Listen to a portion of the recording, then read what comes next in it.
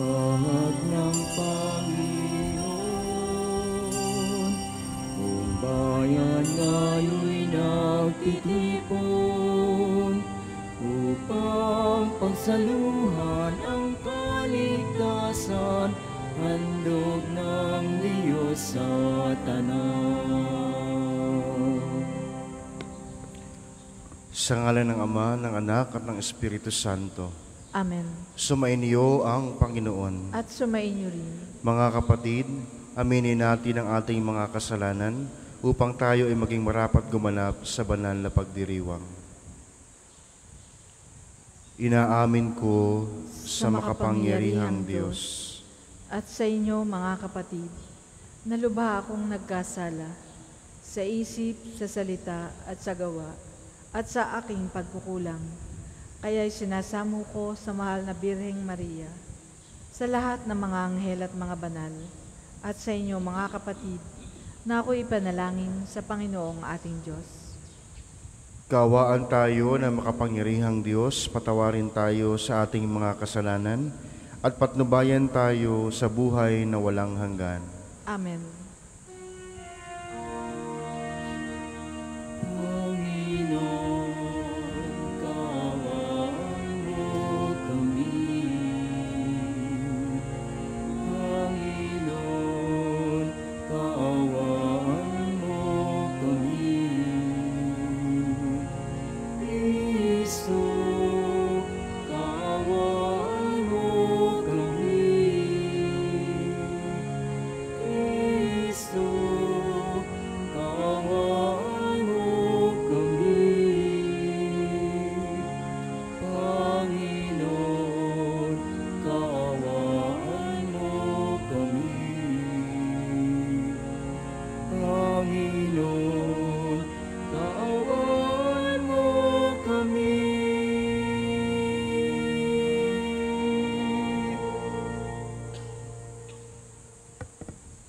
Manalangin tayo. Ama naming makapangyarihan, maasa loob nawa naming palagian ang mga galing sa Espiritu ng kabanalan, upang sa salita at gawa ay aming magampanan ang lahat ng iyong kinalulugdan. Sa pamamagitan ni Jesucristo, kasama ng Espiritu Santo, magpa sa walang hanggan. Amen.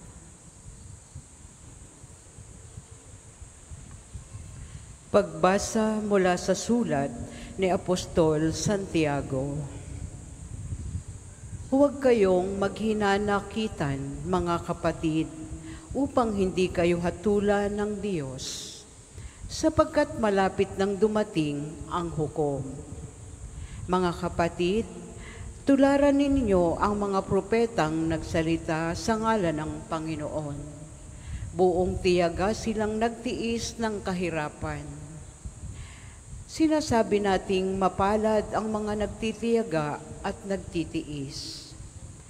Narinig na ninyo ang tungkol sa pagtitiis ni Job at ang ginawa sa kanya ng Panginoon sa bandang huli. Ito'y nagpapakilalang mabuti at mahabagin ang Panginoon. Ngunit higit sa lahat, mga kapatid, huwag na kayong susumpa kung kayo'y nangangako. Huwag ninyong sabihing saksi ko ang langit, o saksi ko ang lupa, o ano paman. Sapat nang sabihin ninyo, oo kung oo, at hindi kung hindi, upang hindi kayo hatulan ng Diyos. Ang salita ng Diyos. Salamat sa Diyos. Salmong tugunan. Ang ating mahabaging Diyos ay nagmamagandang loob. Ang ating mahabaging Diyos ay nagmamagandang loob. Panginooy papurihan, purihin mo kaluluwa. Ang pangalan niyang banal, purihin mo sa tuwina.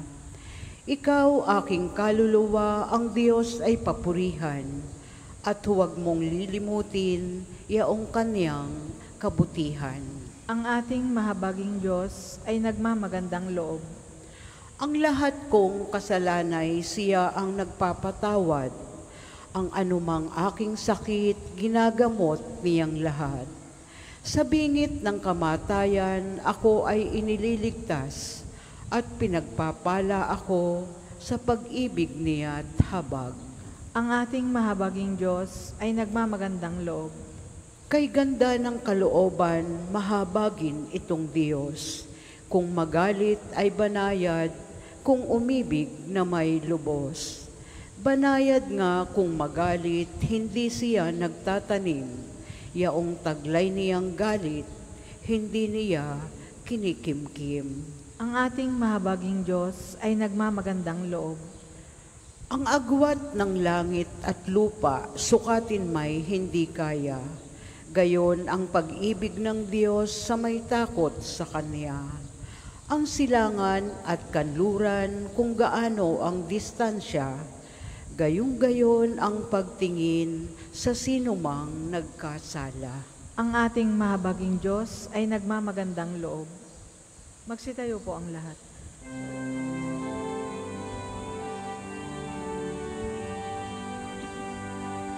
Hallelujah, hallelujah,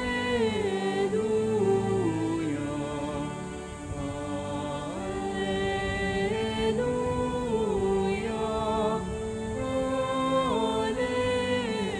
hallelujah. Diyos Jesucristo, salita mo ay totoo, kami ay papanalin mo. Hallelujah, hallelujah, hallelujah.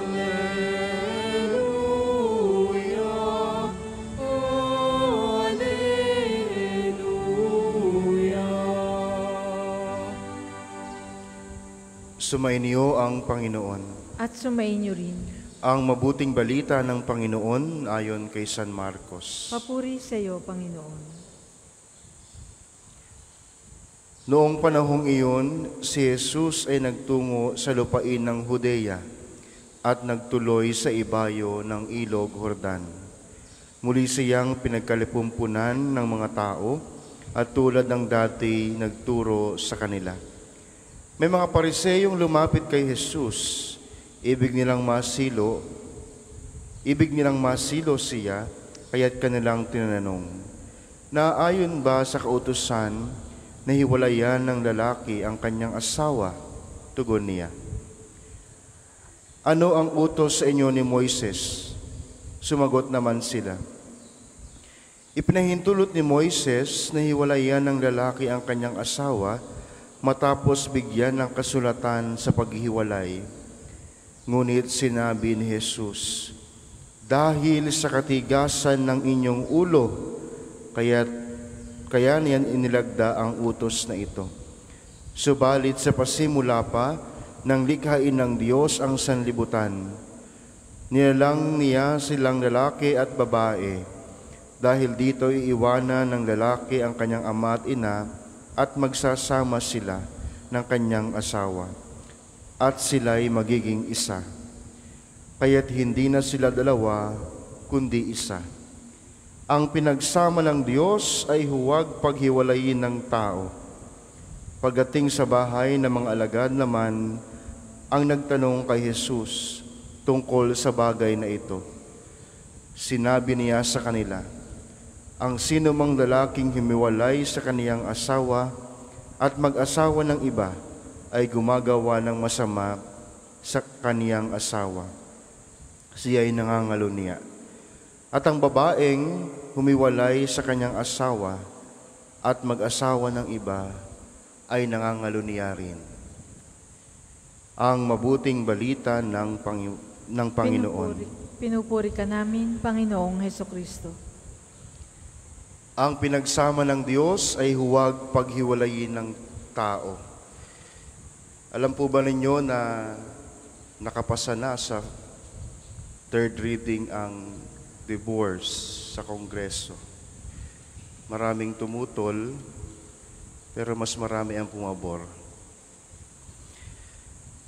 Sa ating ebanghelyo ngayong araw, mula sa ebanghelyo ni San Marcos, siguro ito ay madalas marinig ninyo kapag mayroong ikinakasal ang ating ebanghelyo ngayon. Yung turo ni Jesus tungkol sa pag-aasawa at diborsyo sa ating ebanghelyo ngayong araw, dapat nating maunawaan na nung panahon niya ito ay very patriarchal society. Ibig sabihin, parang laging may mas sinasabi ang kalalakihan. Many marriages were arranged, and the arrangements were made between the bride's father and the groom's father. Marriage was regarded first of all as legal arrangement between the groom and the bride's father. So laging may arrangement ng tatay ng babae at tatay ng lalaki nung panahon ng ating Panginoong Hesus when it comes to marriage. Once the couple were engaged, they might get to know one another under supervision and would marry after a year or so. The marriage ceremony involved the signing of the proper legal documents and the bringing of the bride into the groom's household or that of his father, no? Katulad ng mga, for example, yung pagkakasal kay Maria at Jose, no? Hindi naman ito, kumbaga, masasabi nating in-arrange yung marriage, pero medyo malapit-lapit doon. Kaya mga kapatid, nung panahon ng ating Panginoong Hesus, na medyo patriarchal society, talagang may mas sinasabi ang kalalakihan pagdating sa pagkakasal. Ano ba yung subukan natin pagnilayan ang ilang punto sa ating ebanghelyo? Sabi ng ating Panginoong Hesus, "What did Moses command you?" Anong sinabi ni Moises sa inyo pagdating sa pag-aasawa? Sa totoo lang, Moses gave no command about divorce. Rather, in Deuteronomy chapter 24, verses 1 to 4, that is the only passage in Torah that deals with divorce. The possibility of divorce is taken for granted. What is at issue there is the case of a man who divorces his wife and want to remarry her after she has been married. So yung sabi sa Ebanghelyo, nagbibigay ng certificate of divorce yung lalaki sa babae once na hiniwalayan ng lalaki yung babae. So yung divorce, hindi pwedeng mag-initiate yung babae. Lalaki lamang ang pwedeng magsabi na, "Oy, hiwalay na tayo." Sa anumang dahilan. According to Deuteronomy chapter 24, verse 4, the first husband is not allowed to take her again as his wife. Kapag naghiwalay sila, hindi basta-basta makukuha ng lalaki agad yung babaeng naging asawa niya. Ibig sabihin, hindi sila pwedeng magbalikan agad-agad. In the Torah and elsewhere in the Bible, and even in the case of Joseph and Mary, in Matthew chapter 1, verse 19, it is assumed that divorce is husband's prerogative. Parang pribilehiyo lamang ito ng mga kalalakihan. Tandaan ninyo, nung ang si Jose ay binalak niyang hiwalayan ng ating mahal na ina, dahil ang mahal na ina ay natagpo ang nagbubuntis o nagdadalang tao. So ito ay parang karapatan lamang ng mga kalalakihan ang pakikipag-divorce. Yung legal document or the purpose of certificate of divorce, this possession provided that woman with the legal proof that marriage had ended and made it possible for her to marry someone else. Kapag halimbawa yung babae, dinivorce siya ng kanyang asawa, meron siyang proof, meron siyang document na nagsasabi na yung kanilang pagsasama ay tapos na at pwede siyang makapag-asawa muli. In this case, the certificate offered the woman a legal protection against the claims of her former husband and possibility of starting a new life. So, nakita natin na ito'y pribilehiyo lamang ng kalalakihan hanggang sa panahon ng ating Panginoong Hesus. Sabi ng ating Panginoon, dahil sa katigasan ng inyong puso, your hardness of heart. Mga kapatid, the heart is the source of understanding and judgment, as well as the emotion. Hardness of heart involves closing off one's mind and emotions from the truth. In fact, sinabi ng ating Panginoong Hesus sa ating Ebanghelyo, sa pasimula, nilikha ng Diyos ang tao bilang lalaki at babae. At iiwan ng lalaki ang kanyang ama at ina para magsama sila at sila'y magiging isa. That is the original plan of God. Yun yung tunay na plano ng Diyos, na ang babae at ang lalaki ay magiging isa dahil sa kanilang pagsasama. This is to express the original plan of God for humankind before the fall. O bago magkasala ang tao, that is the intention of God. Maging isa ang lalaki at babae. At sabi ng ating Panginoong Hesus, whoever divorces his wife and marries another commits adultery against her. Hindi lamang lalaki ang pwedeng magsabing, ikaw nangalunya ka. Sasabihin niya sa asawa. It introduces the idea that a wife too can be a victim of husband adultery. In the patriarchal society, where the wife was regarded as the husband's property, ang asawang babae during the time of Jesus is property ng husband. Adultery was primarily an offense against the husband. The expression of against her injects that certain note of equality between husband and wife.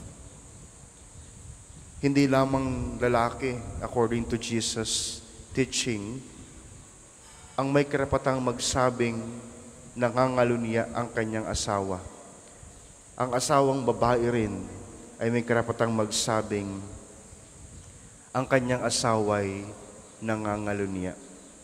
Now, mga kapatid, what is the importance of marriage? Anong kahalagahan nito sa ating buhay? Sabi ko kanina, naipasa na ang divorce bill sa Kongreso.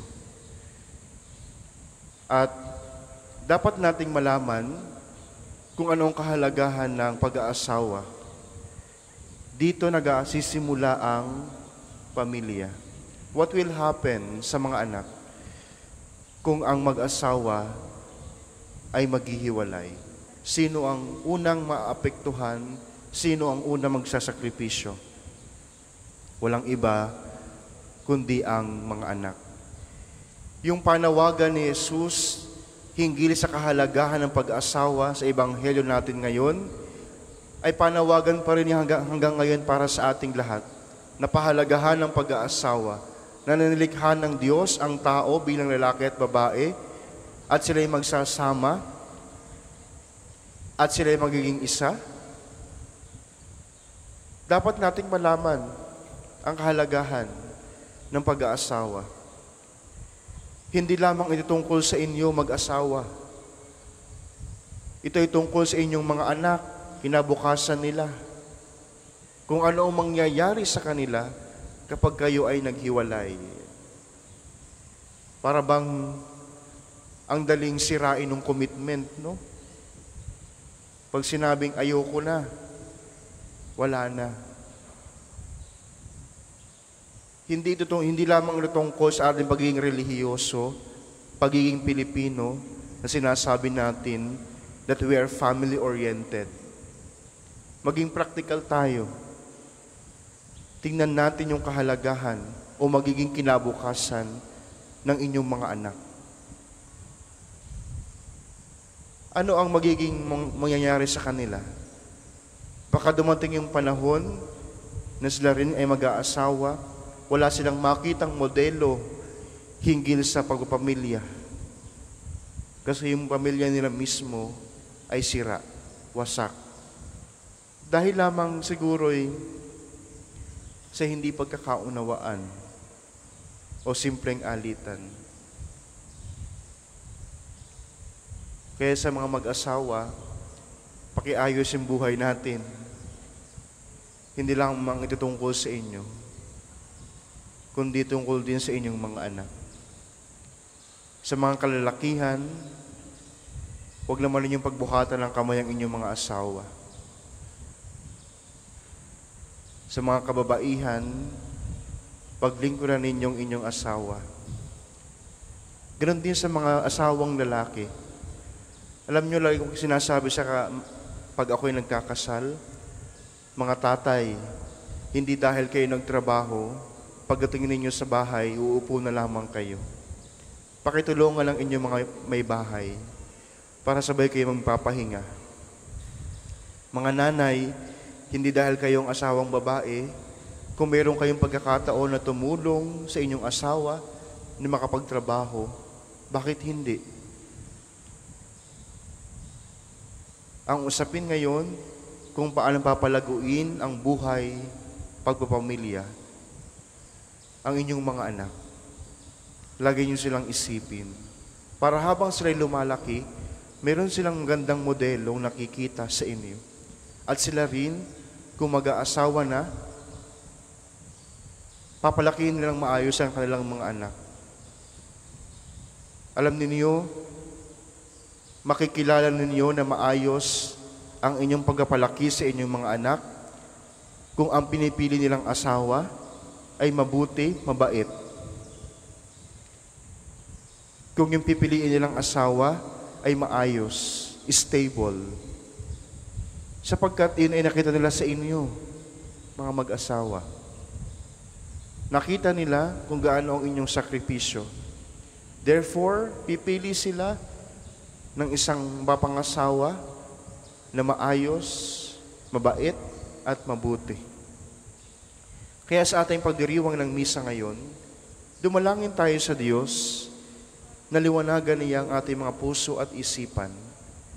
Liwanagan niya, palambutin niya yung ating mga puso para talagang makilala natin, makita natin ang kahalagahan ng pamilya, ng kahalagahan ng mabuting asawa.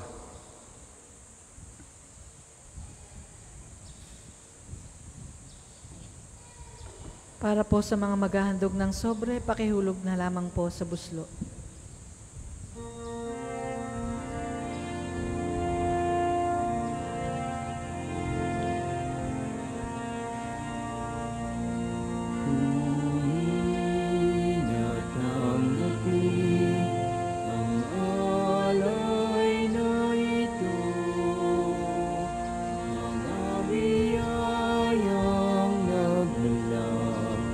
Sa pagpapala mo.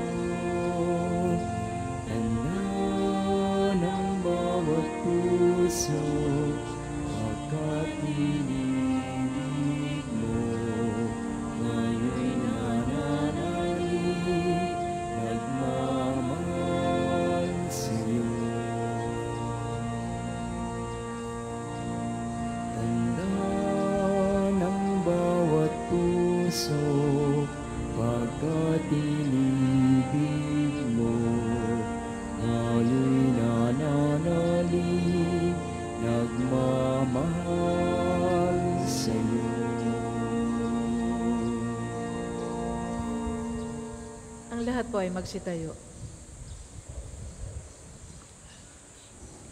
Manalangin kayo mga kapatid, upang ang paghahain natin ay kalugdan ng Diyos Amang makapangyarihan.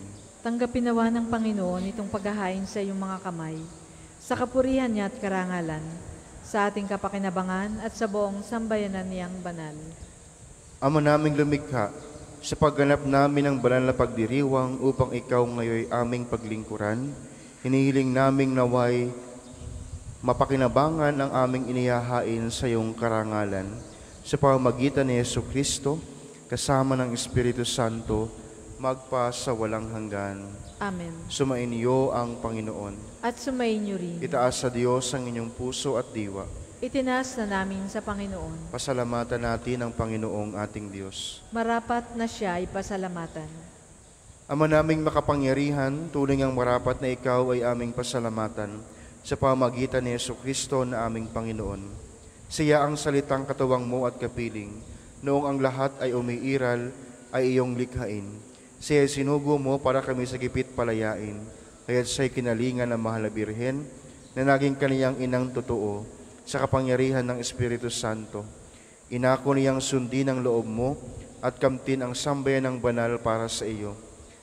Pinagtiisan niyang iunat sa krus ang kanyang mga kamay upang magwakas ang kamatayan at mahayag ang pagkabuhay. Kaya kaisa ng mga anghel na nagsisiawit ng papuri sa iyo, nang walang humpay sa kalangitan, kami nagbubunyi sa iyong kadakilaan.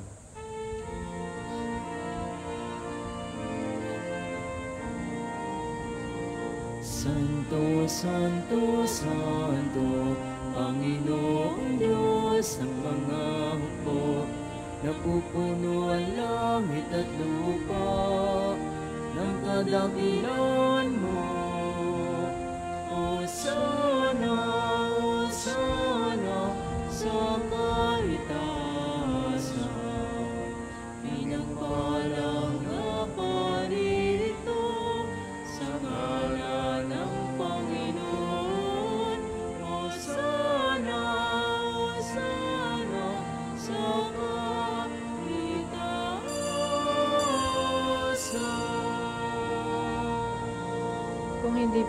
Kung hindi po kayang lumuhod, manatili pong nakatayo ng may paggalang. Ama naming banal, ikaw ang bukal ng tanang kabanalan, kaya't sa pamamagitan ng iyong Espiritu, gawin mong banal ang mga kaloob na ito, upang para sa amin maging katawan at dugo ng aming Panginoong Hesukristo. Bago niya pinagtiisan kusang loob na maging handog, hinawakan niya ang tinapay, pinasalamatan kaniya, pinaghati-hati niya iyon, iniabot sa kanyang mga alagad at sinabi, tanggapin ninyong lahat ito at kanin, ito ang aking katawan na iyahandog para sa inyo.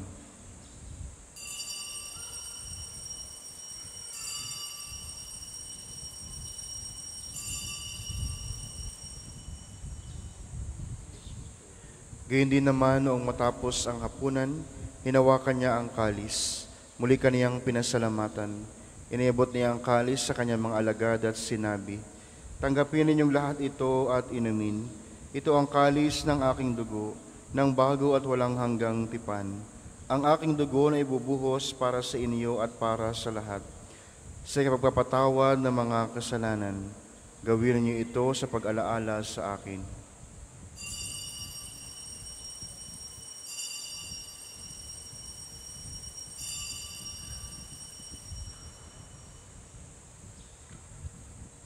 Ipagbunyin natin ang misteryo ng pananampalataya.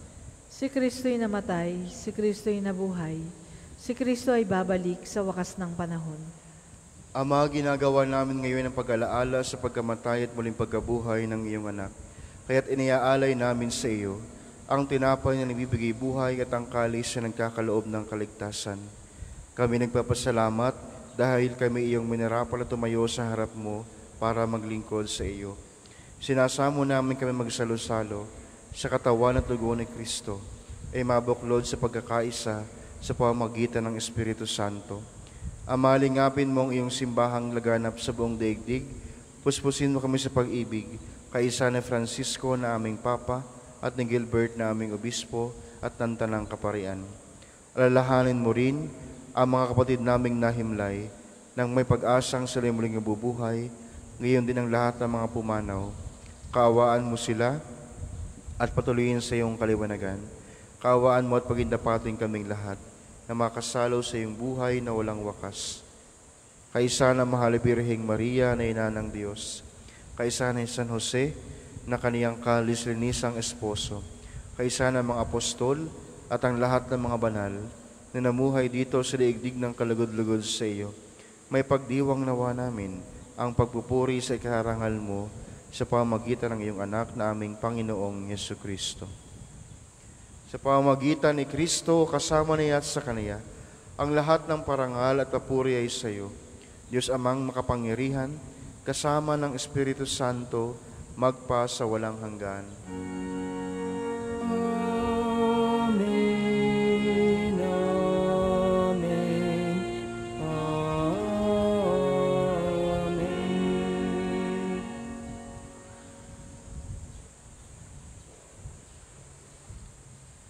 Sa tagubili ng nakagaling na utos at turo ni Jesus sa Panginoon natin at Diyos, ipahayag natin ang lakas loob. Ama namin, sumasalangit ka, sambahin ang ngalan mo, mapasa amin ang kaharian mo, sundin ang loob mo dito sa lupa para nang sa langit. Bigyan mo kami ngayon ng aming kakanin sa araw-araw, at patawarin mo kami sa aming mga sala para ng pagpapatawad namin sa nakakasala sa amin, at huwag mo kaming ipahintulot sa tukso, at iadya mo kami sa lahat ng masama. Hinihiling namin kami adya sa lahat ng masama, pagkalooban ng kapayapaan araw-araw, iligtas sa kasalanan, at ilayo sa lahat ng kapahamakan, samantalang aming pinanabikan ang dakilang araw ng pagpapahayag ng tagapagligtas naming si Jesucristo. Sapagkat iyo ang kaharian at ang kapangyarihan at ang kapurihan magpakailanman. Amen. Panginoong Jesucristo, sinabi mo sa iyong mga apostol, kapayapaan ang iniiwan ko sa inyo, ang aking kapayapaan ang ibinibigay ko sa inyo. Tunghayan mong aming pananampalataya at huwag ang aming pagkakasala. Pagkalooban mo kami ng kapayapaan at pagkakaisa ayon sa iyong kalooban, kasama ng Espiritu Santo, magpa sa walang hanggan. Amen. Ang kapayapaan ng Panginoon ay laging sumainyo. At sumainyo rin. Magbigayan kayo ng kapayapaan sa isa't isa.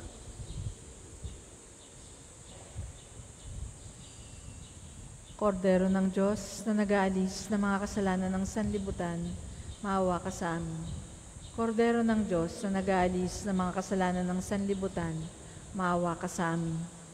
Kordero ng Diyos na nag-aalis ng mga kasalanan ng sanlibutan, ipagkaloob mo sa amin ang kapayapaan.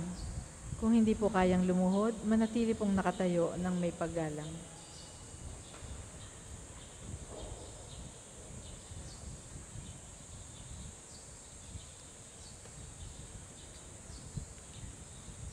Ito ang kordero ng Diyos, itong nag-aalis ng kasalanan ng sanlibutan. Mapalad ang mga inaanayahan sa kaniyang piging. Panginoon, hindi ako karapat-dapat na magpatuloy sa iyo. Ngunit sa isang salita mo lamang ay gagaling na ako.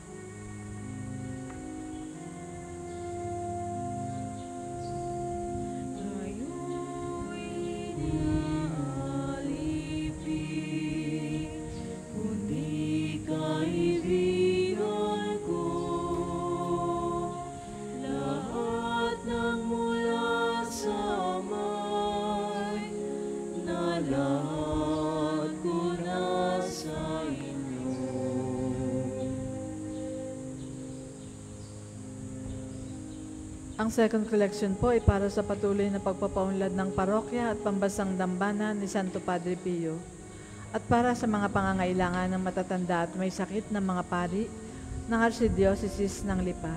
Salamat po sa inyong mga handog.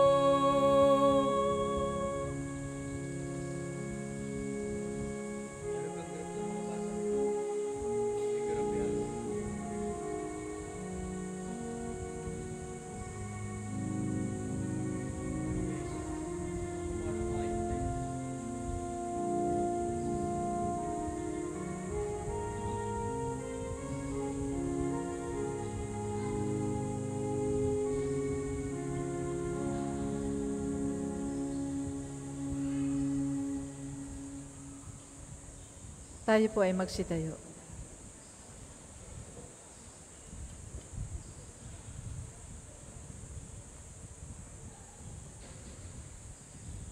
Manalangin tayo. Ama naming ang pagmahal, ipagkaloob mong aming mapakinabangan ang dulot na kaligtasan ng aming pinagsaluhan bilang sangla ng iyong tiyak na pagsagip sa tanan. Sa pamamagitan ni Jesucristo, kasama ng Espiritu Santo, magpa sa walang hanggan. Amen. Panalangin ng pagtitiwala kay Santo Padre Pio, tayo pong lahat. Padre Pio, taga Pietrelcina, mongheng banal, pintakasing santo ng milenyong kasalukuyan, gabay namin sa pagtahak sa landasing makalangit, takbuhan sa pangangailangan, huwara ng pagtitiis. Sa iyo namin inilalapit aming mga kagipitan. Sa iyo po ibinibilin kalusugan at kabuhayan.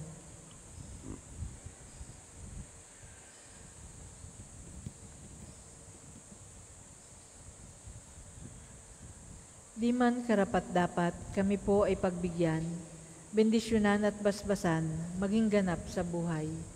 Lumayo nawa kami umiwas sa kasalanan. Lumapit lagi sa Diyos, maging matatag at matibay. Sa mabuting balita ng pagliligtas, turuan mo kami nawa. Sa tuwina ay makinig, magnilay at sumampalataya. Amin pong pakiusap itong mga kahilingan. Puso ay nagsisisi, nagtitikang taimtiman. Di na muling magkasala, sunod lagi sa Diyos Amang, kaysa ng Espiritu at ni Jesus na tagapamagitan. Amen. Tayo po muna'y magsuupo para sa mga patalastas. Una, sa inyong pagdalaw sa pambansang dambana, mangyaring pakaingatan ng inyong mga personal na gamit. Hangad namin ang isang matiwasay at maayos na pagbisita sa National Shrine. Ikalawa, sa pagnanais nating palawakin ang dokumentasyon at datos ng mga pilgrims and devotees na bumibisita sa pambansang dambana, kami po ay nag-aanyaya sa inyong lahat na makilahok sa ginagawang pagkalap ng impormasyon na makakatulong sa pagpapaunlad ng ating turismong pangsimbahan. Makikisuyo po kami na pakiscan ng QR code na inyong makikita sa paligid ng simbahan at pakikumpleto ng mga impormasyong kinakailangan. Makakaasa po kayo sa aming pag-iingat ng private information na inyong ibabahagi bilang pagsunod sa batas ng Data Privacy Act of 2012.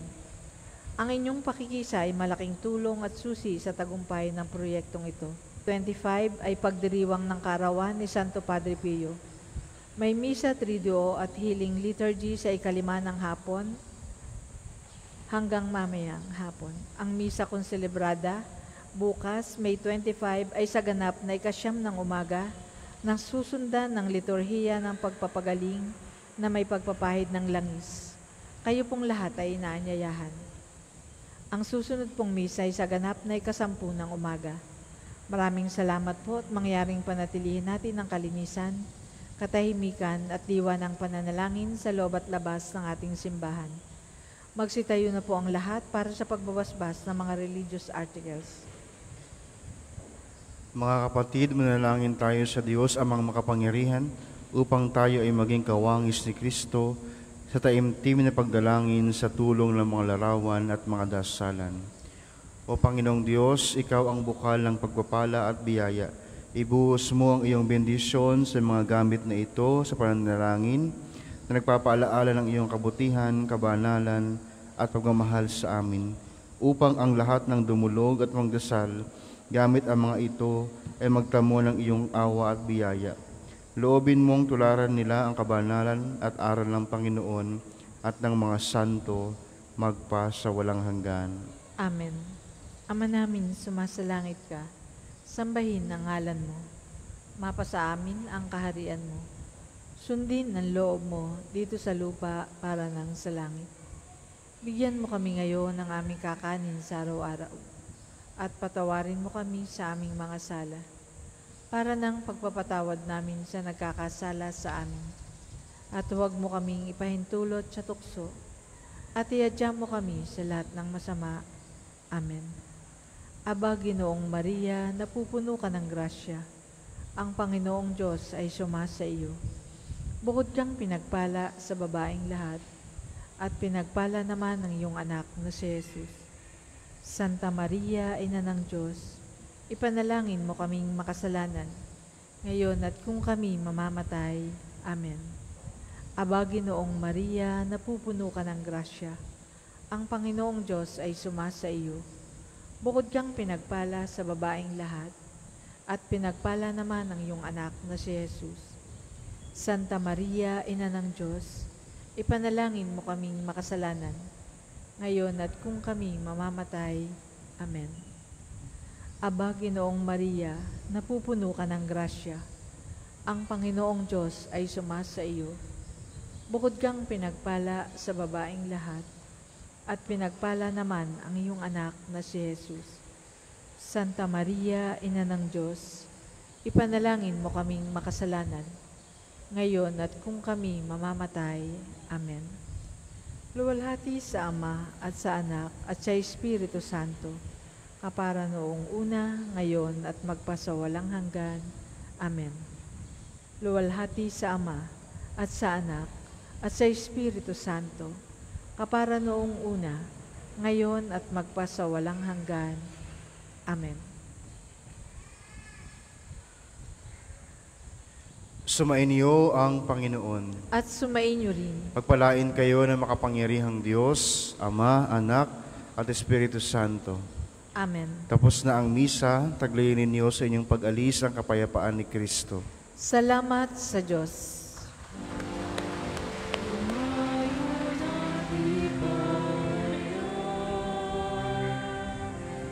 Kanyang pagkaling at labang, sa buhay, pag-ibig at katarungan, tanda ng kanyang kaharian. Sa mga nagnanais pong mag-alay ng rosas, available po ang mga rosas sa may extension ng ating main church.